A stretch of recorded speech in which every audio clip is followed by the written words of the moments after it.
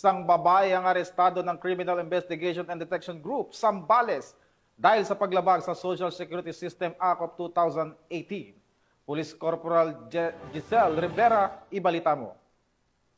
Ang isang babae sa probinsya ng Zambales na may kinakaharap na kaso kaugnay ng paglabag sa Social Security System Act of 2018. Kinilala ang suspect na si alias Maria, 31 anyos, residente ng Barangay del Pilar, Iba, Zambales. Naaresto siya sa Barangay Santo Rosario ng parehong lugar ng pinagsanib pwersa ng CIDG Zambales Provincial Field Unit sa ilalim ng pamumuno ni Police Captain Leonardo Surio, Officer in Charge at Iba Municipal Police Station.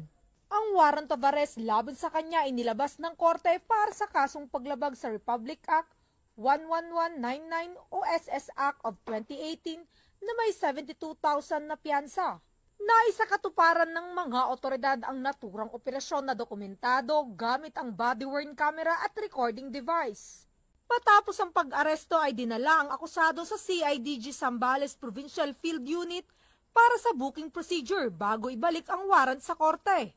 Bahagi ito ng pinaigting na oplan pagtugis ng CIDG para tiyakin na ang lahat ng may kasong kinakaharap ay mahaharap sa batas.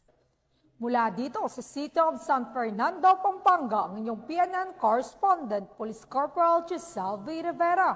Alagad ng batas, tagataguyod ng Balitang Pulis.